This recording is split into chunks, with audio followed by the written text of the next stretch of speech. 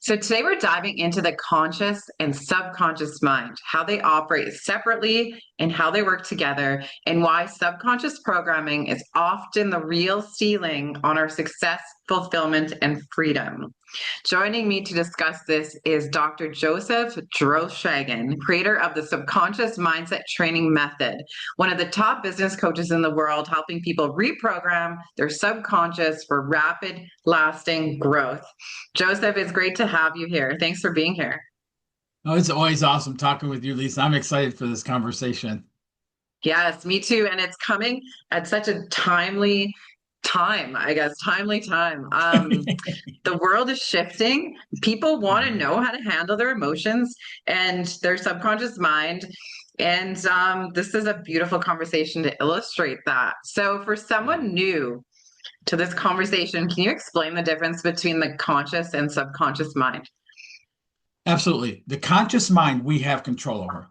The conscious mind is the words we speak, the thoughts we entertain, the books we read, whether we watch CNN constant negative news in our days and things like that, the people we hang out with, all of that's in the conscious mind. We can change that. And we can turn that. That's things like The Secret and stuff like that, where you start thinking more positive. You start, doing affirmations, things like that and stuff where you can start shifting those things in the conscious. The subconscious absorbs whatever the conscious is focused on. So if you Mm, figure somebody who's watching constant negative news and stuff like that, that's what's being absorbed into the subconscious. Okay. But the subconscious, we don't have control over. We haven't had control over the subconscious. There's what I call a motherboard within the subconscious that hosts all of our programming, our patterns, our paradigms, our experiences, even experiences we may not have had ourselves, but somebody told us about. Like all of those things are stored in that subconscious, and the voice we hear in our head, and also it comes from that subconscious. But the real thing where it matters is 85 to 95% of the results we experience are determined by that subconscious programming. So if mm. somebody comes from lack and struggle and hardship and everything else, that's the programming going on within them. So, whether it's personal transformation, whether it's business growth and things like that, it works the same way. What we have to do is go in and shift the subconscious programming, which then changes our perceptions, which then gives us different results. Mm. Yeah, it's interesting. Hey, because I was even thinking about this last night. I was telling you before we started recording that my current plans for travel might be affected by a snowstorm. And so it was interesting because I got this email from Air Canada and they were saying your travel might be affected by snow. And suddenly my mind started going crazy because it was like, uh-oh, you're not in control anymore. Like what's going to happen? And I started thinking about the worst.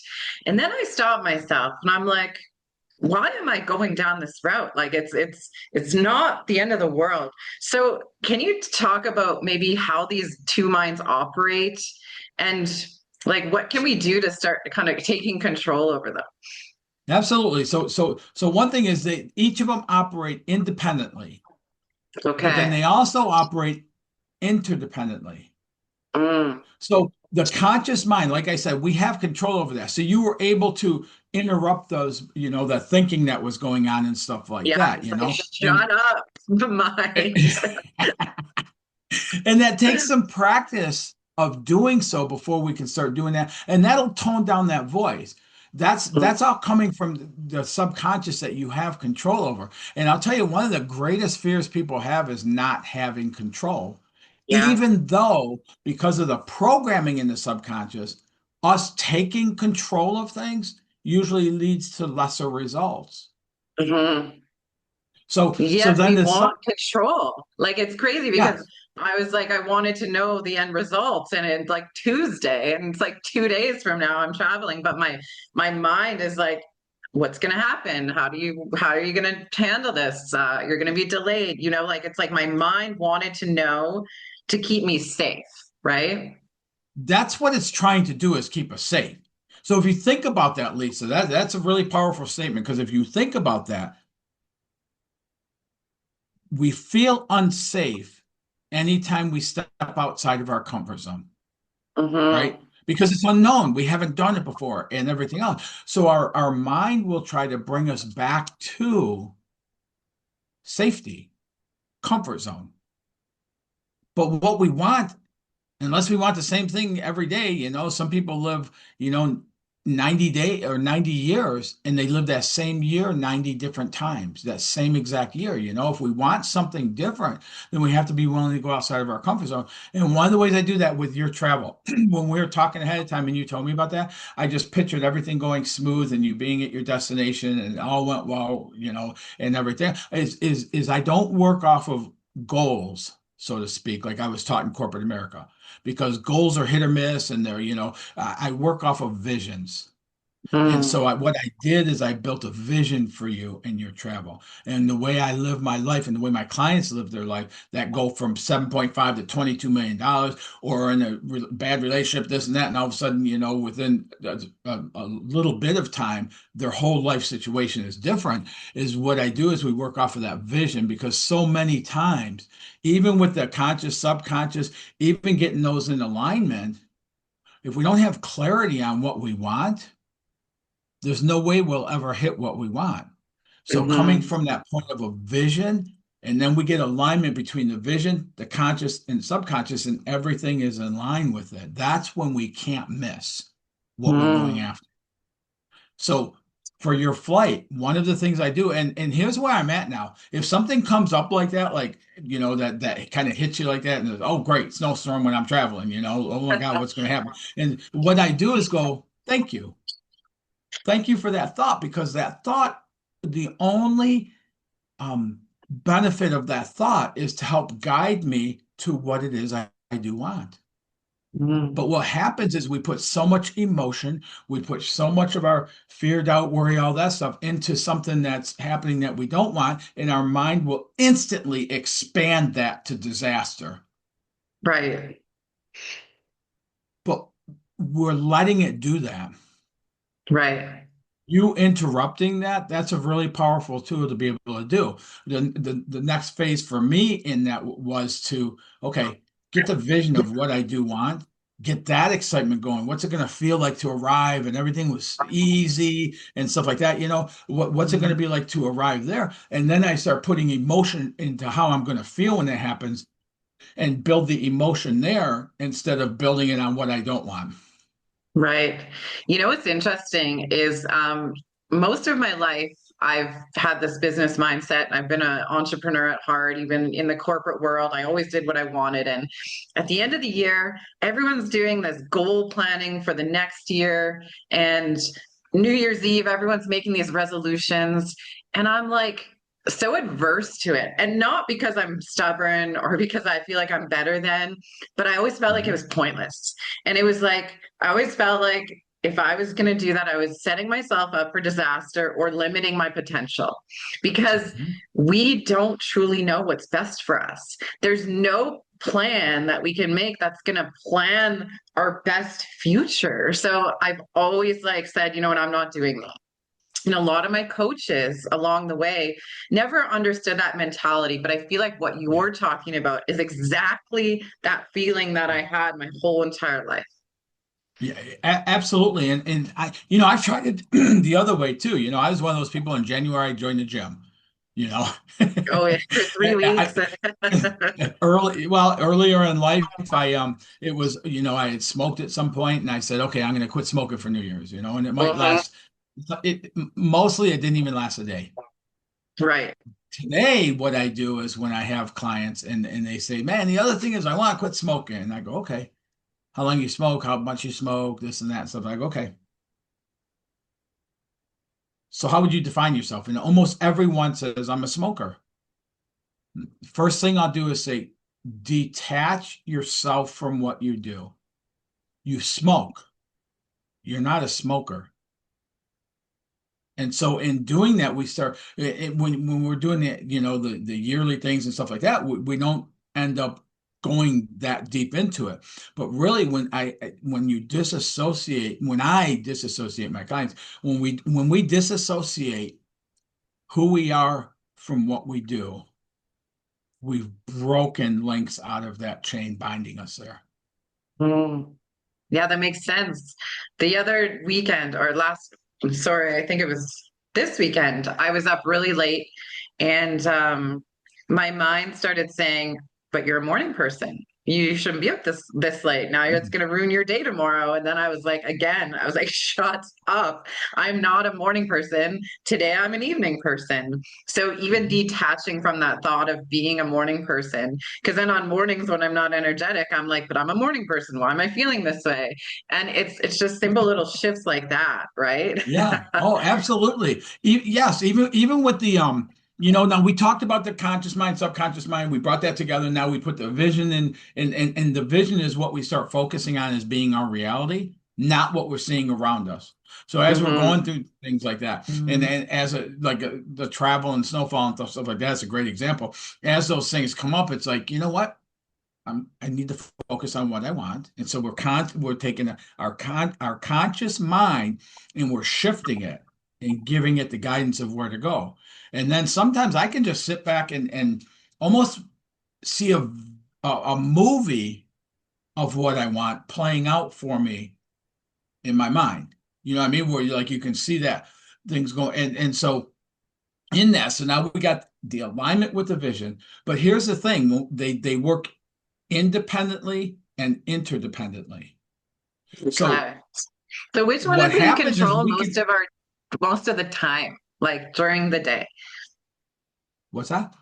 Which one is in control most of the time to make our daily Well, we have decisions? no control over the subconscious. We only have control over the conscious. So that's the one we have control over. But here's the thing, people can come up with things like interrupts. Even when I said that about, look at what's going on, go, okay, thank you. Let me focus on what I want. But if the subconscious programming has disaster built into it, has upsets built into it, has struggle built into it, and things like that. We're still going to experience in our life what this is. So, working through the conscious mind, where they work interdependently because the subconscious absorbs, but we still have to do something about that programming to have lasting change with it. Otherwise, our whole life we're going through it and we get the upset and then we get the other side and every time we get the upset or every time something hits like that, it's still building deeper and deeper into the subconscious. So when we go in and we identify what that is and then shift that, very rapidly our perceptions change and that changes our results and how we're experiencing life. So that's how Mm. it all ties together right there. Interesting. Yeah, I think you and I are very similar because I manifest when I'm thinking about what I want. I can see it as a movie in my mind.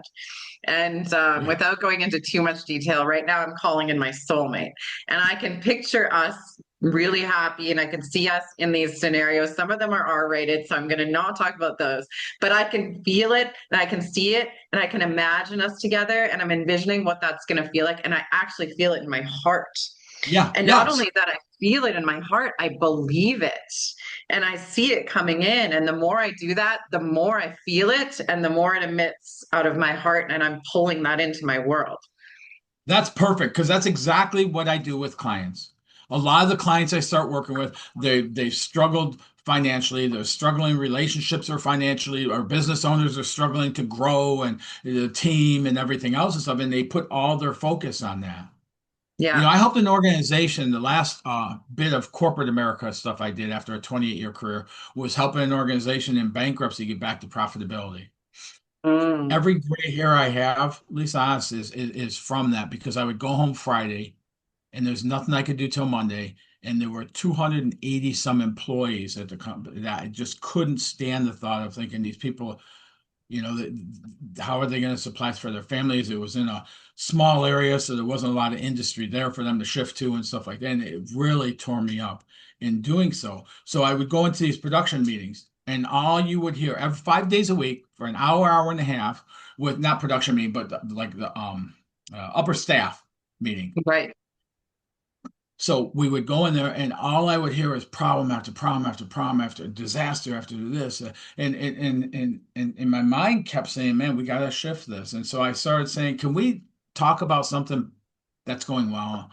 And everybody laughed at me, started calling, they teased me and called me Mr. Over Optimistic then and everything. And I was so ticked about it, I just wanted to leave. I didn't even want to bring it up anymore, but I couldn't not bring it up in the meetings. And so I did this, and this is probably like a month and a half of this 5 days a week, hour and a half meeting. And I finally like just hit my hands on the table, and the president was in there and everything, and kind of looked at me, but I just didn't care. I was so frustrated. It was like, if you let me go, it'll be easier because I have a hard time leaving knowing these families and stuff, and the Oh, employees. And so finally one day I go, can somebody please say something about things going well right now? And then I started within that process up until that point, we had maintained at that time, it was 90+% customer retention when we doubled prices, doubled lead times, and had to get 50% down just to get the raw materials to produce the parts. And that we were that high. So, and then somebody said, they're finishing steel castings. It was a foundry. They're finishing these parts, and they were having a big scrap rate, and so they just changed the process, and one tweak of the process, and it brought them down into the teens of their scrap rate. So wow. then a guy on the other side of the room who handles the larger parts, like 40, 50,000 pound castings, um, he goes, wait, what'd you do? Or what was going on? And the guy said, he explained again about the problem they were having with scrap. He goes, man, I can't get over 10. He said, I can't get, his scrap was really high also. I forget what the number was, but so he said, what'd you do? And he told him that.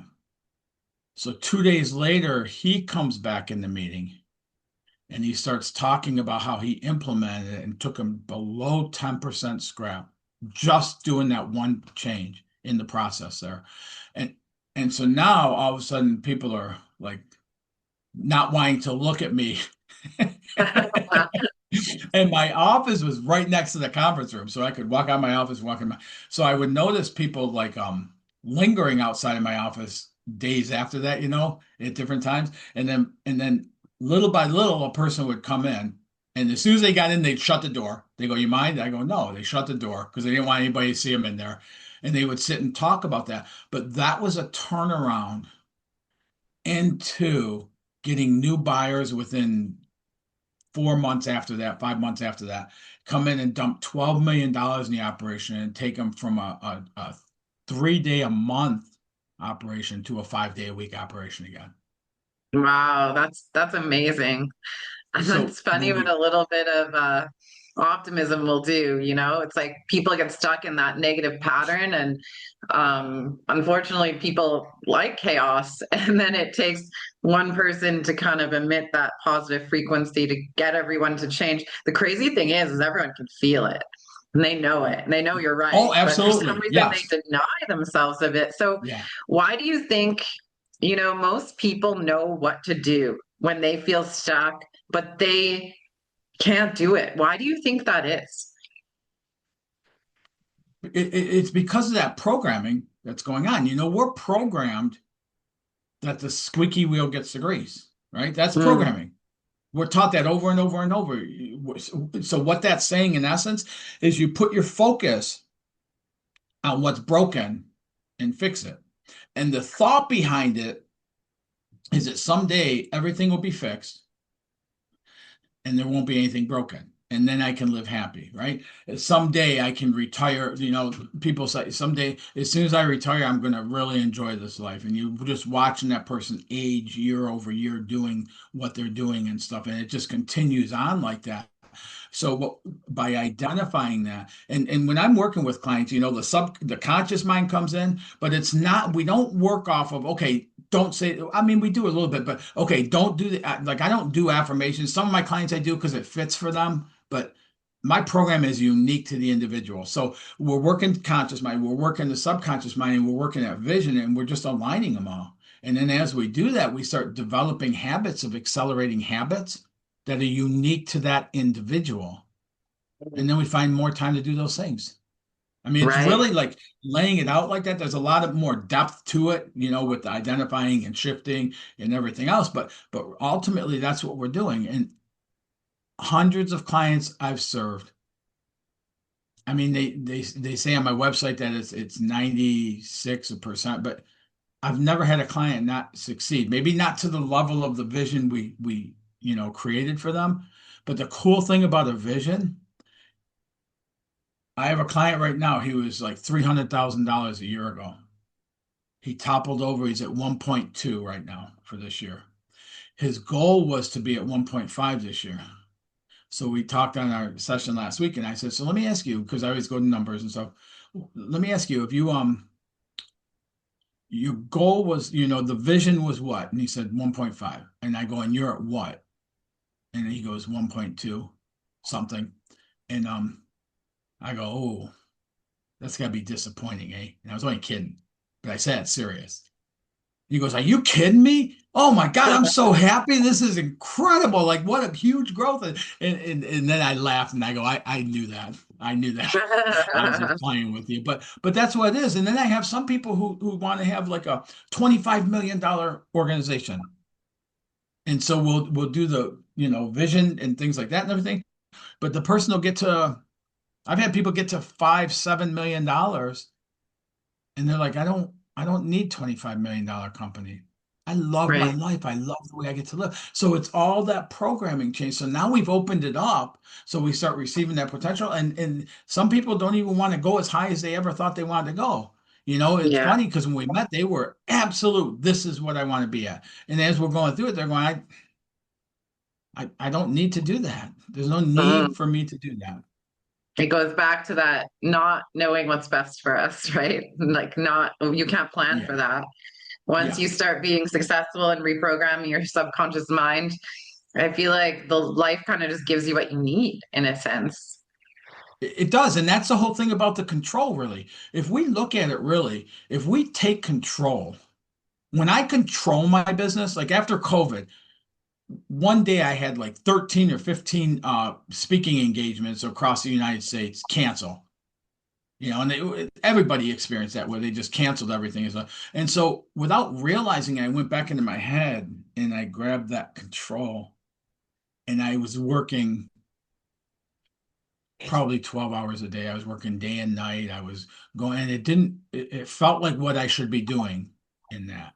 But it was because there was a part of my mind leading me that had some programming in it. I burned through two of my staff during that time where they left. And it was just because they said it's like chaos, man. You're coming up with 150 things a day that we need to do and jumping on them and this and that and everything and stuff. And I started talking about that with my coach because I keep a coach. And we started breaking it down. And he said, I want you to do put down everything, close the computer, leave it at home. I want you to drive out to Chattanooga, Tennessee, and go hang gliding for a week. Mm. And I was like, everything inside me is going, You're crazy, man. I guess we're done coaching because you're loony. But I did it. I ended up doing it. I went out there and I was setting up my hang glider. I'm in my first 15 flights, so I'm setting up my hang glider and getting all the stuff together and everything. And my phone rings. So I answer it. And they said, yeah, I came across, I don't even know how they came across me. She said, but I need your coaching. And I said, can I call you back later? I'm about to jump off a 2,000-foot mountaintop with a hang glider. And that week I was gone, 3 clients showed up that I didn't like out of the blue kind of thing. And Yeah. what happens is when we grab hold of the control, we're limiting what can happen in our outcome. So what we need to do is we align the subconscious, we get the conscious mind and that flowing together more in line with each other. And then as we're doing so, we're allowing to be led towards the how. Hmm. And like just knowing you, how I know you and stuff, like you've experienced some incredible, incredible things in your life. Have you been able to set the A, B, and C for each one of those? What Or do you do they mean by just that? come about? Huh? Oh, the best things in life have just come about when I release control, exactly like you said. Every time I've tried to control a situation, hence even this trip, like thinking about a current situation, now I'm like thinking like, interesting. Okay, there's a little delay or there's a little adventure built in here. What is the universe trying to give me? in this Yeah. situation? What if I am stuck at the airport for 7 hours? Who am I going to meet? What am I going to do? What podcast Yeah. might change my life? What is the universe trying to teach me in these Yeah. moments? What am I going to learn Yeah. from this? And how is Yep. that going to impact my life in a positive way? Yeah. So I'm Yeah. I'm loony like that, where I'm like everything that comes into my world, I'm like, this is for my greater good, even if it seems to be bad by societal definition of what bad is. But as Right. soon as I I wrote a grab book on control, then it becomes that. hard. And then I feel like everything is resistance. And so, yeah, just everything becomes hard as soon as I control everything. Yeah, yeah, yeah, perfectly stated right there. Now, if when we have conditioning, because a lot of our programming is if you want something, you got to be willing to sacrifice to get it. You got to work your tail off. You got to da da da da Exactly. da da No da. sleep So and all that bullshit. it's got to be hard. It's got to be strugglesome. It's got to be this. It's got to be that. And some people buy into that so deeply, Lisa. When I talk to them, they can't even comprehend what I'm saying because if it's outside that, they're not willing to hear it. And that's why Yeah. one of the things for every client I serve, one of the big check marks of yes or no goes into, does this person have a beginner mindset? And what I mean by that, the way I define that is we all know a lot. So somebody who's I know, their mind is close to ever gaining anything more. So what I do is talk to people and say, the way I define a beginner mindset is that not that I know all of this, but what can I take from this and add to what I already know? That's a beginner mindset right there. And those people, I mean, like I love that I get to help people achieve beyond what they ever really thought possible for them. Yeah. So why do you think the subconscious mind resists change, even when change is really positive? Because it goes against that programming. Anything that goes against that programming is going to get a lot of scrutiny in our thoughts and things like that. In our, again, that programming determines our perception on how we see ourselves, how we see the world, and all of that. So if we're seeing the world as lack, if we're seeing this struggle, if we're seeing all of those are in our perceptions, led by this, it makes it impossible at times to take the actions that will show us something different. When Mm, we shift the programming, we shift the perceptions, we start seeing the world differently, and then the results that show up for us happen in kind. when do we start becoming programmed? Probably the day we're born, and they smack us on the tail end. Yeah. Yeah. I mean, right from there, we get it from our parents, and like I've had people go, man, hearing this really ticks me off. At my, they did the best they could do with what they had, so that they didn't have these tools. And my mom and dad were great parents, man. They were good people, and but I saw them my whole entire youth struggle financially, struggle with health issues, struggle with their relationship because of the stress and anxiety and things like that and stuff, and they didn't have this. So every person I get to help today has a special place in my heart because it kind of like, this is how I wish my parents would have gotten to experience. Right. But How difficult is it to start unprogramming ourselves? I know for me, when I started it, there's a lot of resistance and a lot of noise, but then it gets easier. How do you find the process? yeah, the way I've set it up, my process, like it's taken me like 40 years of studies, well, 30 some years of studies to develop the SMT method and do all the things I do. And I was the guinea pig for all the works I do today. Like I was broken. And I couldn't figure out why or what it was, and I went all kinds of avenues and everything. And eventually, I came across the mindset section. But yeah, the reason. So the way the SMT method is designed is we come out of the gate developing that, and there's tools for it, developing that dynamic vision. So now, if we just say we're going to turn your business around, you got to start taking these actions. That's what the one size fit all programs do. You go into it, and here's the model. I go into it and I have to contort myself to it. You go into it and you have to contort yourself to that model. So you're really going further away from your authentic self, who you really are, who your desires and everything else are, to fit that model to try and get change. That's why less than 2% of the people that go into a one size fit all type of model, or the ones that you see on social media, says, "We got your roadmap to success." They don't even know how to say my last name and they got my roadmap to success. You know what I mean? And things like that have a very like, and I've done that. I've invested in those and I walked away learning stuff, but it didn't change my results. Coming from the vision, and we got this vision, and we start building excitement into the vision. We start talking about the vision. We start seeing it play out in our minds and things like that, in the movie screen of our minds and such. As we start doing those things, now we're coming up, and the program is designed to continue to bump into that programming so that we can shift it. And so now all of a sudden it comes up against something right at the beginning, even in developing the vision, and we start shifting it, and that allows somebody to then expand their vision even bigger. That's exciting.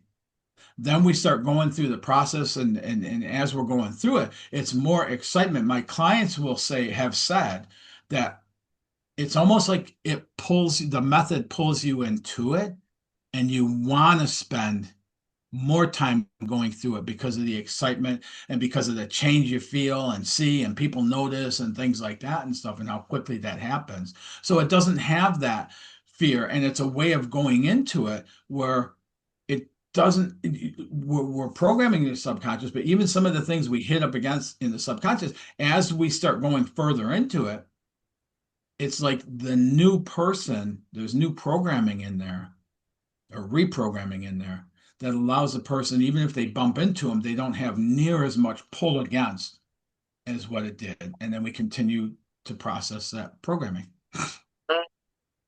Interesting. What I'm hearing is not necessarily you're creating new people in your clients, is you're realigning them to their authentic self. And one of the Yes. things that I struggled with in my own reprogramming is 100% being authentic and accepting of who I am. And that's, I think, what's exciting about what you're talking about is as soon as people start learning more about who they truly are, then they get to be who they truly need to be and who they are deep at their core. But society limits us by trying to put us in these boxes and trying to make us conform to all these ideals, and God forbid we show emotion in public and make other people uncomfortable, and we should act a certain way, and God forbid you talk about whatever in public, like there's all these constraints that we get fed Yeah. all the time. How important is authenticity in the work that you're doing, and even bringing in stuff like integrity? Oh, very, very important. Now, integrity is different for different people. Mm. What do you I mean? don't, well, when I meet people, their integrity can be different. There's people that won't take advantage of a bad situation somebody else is having, and there's people that will. Right. What I do, what I do notice is, and part of the module is going into those things and stuff. Once we get the vision, we test the vision to make sure it aligns with who we are, with our integrity, with like a bunch of different things. So as we're doing that, I notice a rise in people's integrity. I've worked with people for 8 months or a year, and what they would do at the beginning, they no longer do because it doesn't fit them. Right. So even that, our integrity is based on that programming. Right. Right. So some methods create lasting change while others do not. So, how does your subconscious mindset training method work at a high level? At a high level. So sustainability, you're asking? Yeah. Yeah. So once we shift that, now if somebody were to finish my program and just determine they're living the old way, well, here's what. Okay, let me explain it this way. Well, I used to have a 9 month program, total, all combined. It was 9 months.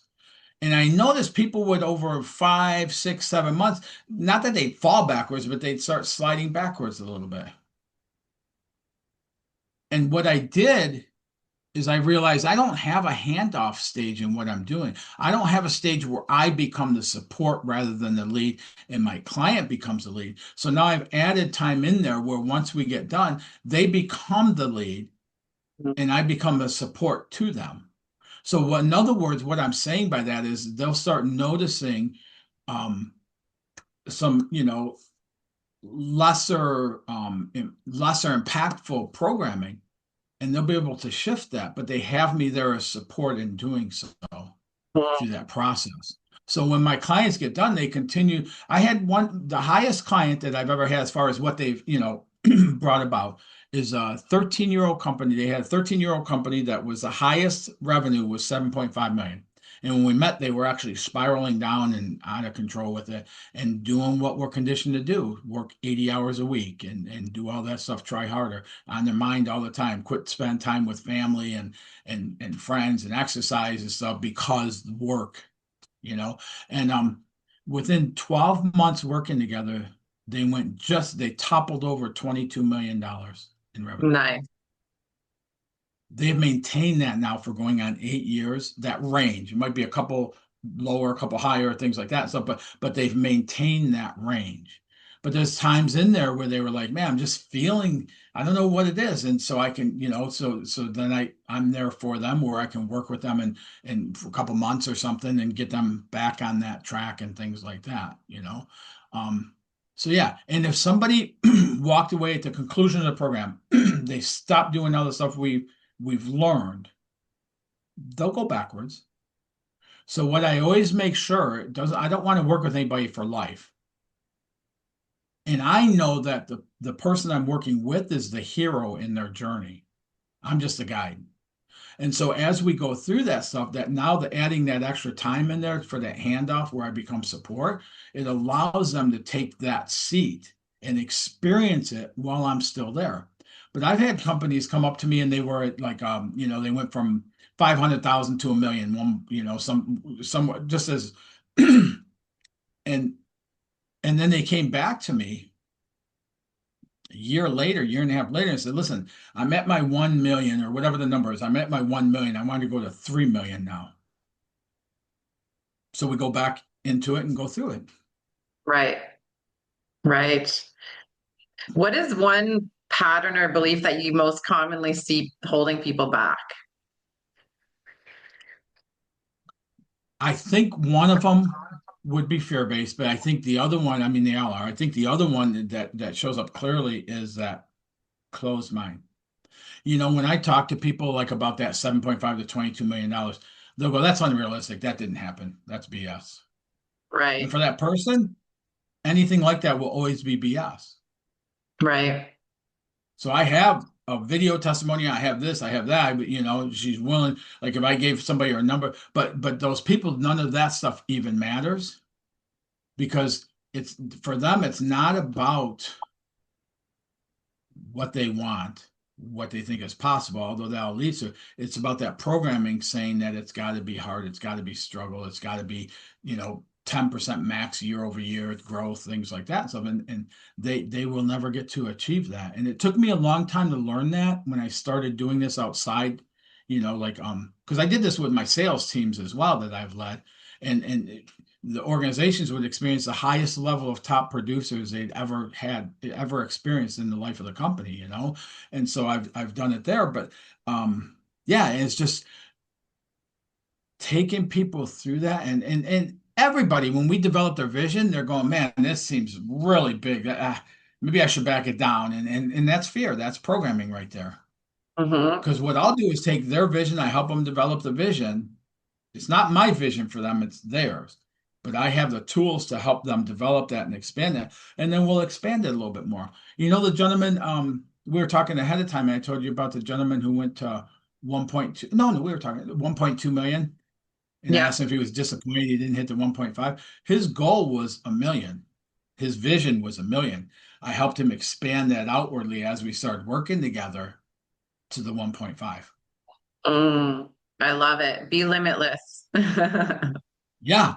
Yeah. And so if I can expand people out there, the vision, the woman who went from 7.5 to 22 million, her vision, she just wanted to get to 10. I helped her stretch that to 12.5 and then to 15 as results were coming in much quicker than.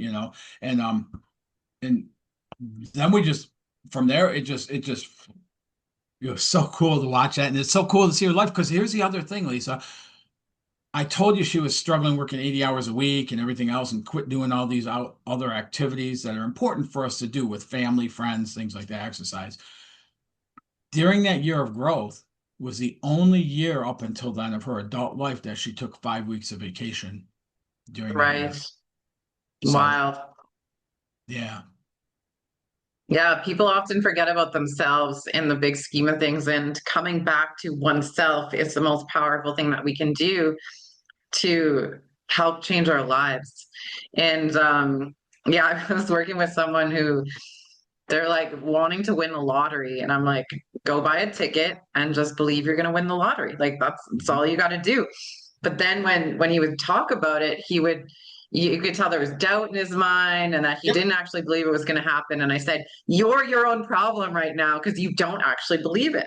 If you you, actually believe it wholeheartedly in your heart and in your mind, and you have that mind heart coherence, that's going to attract that. And that's what you're going to get. But yeah, still to this day, I can hear that doubt in his mind. And I'm like, until you yeah, remove that doubt, you're never going to win and the that's lottery.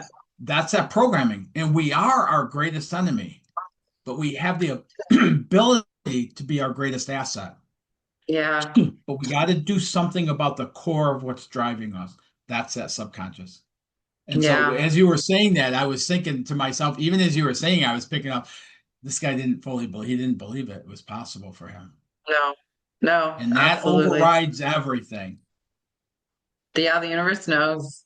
So, Joseph, tell everyone more about what you do and where they can find you. Yes. So I work with people, personal transformation side, and I have programs for that. And then I work with business owners, anybody who's struggling to grow their business or who's just tied down to massive hours, exhaustive efforts, and things like that. And I help shift that around. And the way I do it is through the SMT method we've been discussing. And everybody comes out of the gate developing that dynamic vision.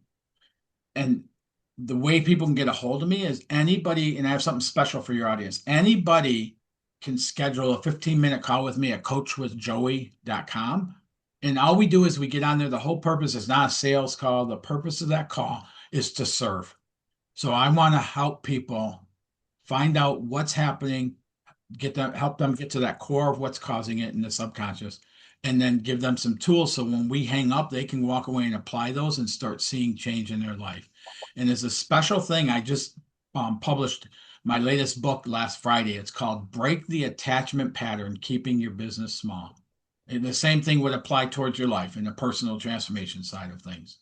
So anybody who sets up a call from this with me, during that call, I'll give them a link to download that book for free. Amazing. What an important conversation. Really interesting. Something when you say attachment, something that I've recently done is removed all titles to my name. So essentially, Lisa Michelle Urbanski, that name means nothing. Like I am just a human on this planet having an experience.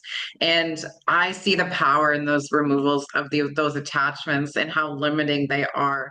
So for Yeah. someone out there who feels stuck, before we go, what are some tips that you can give them?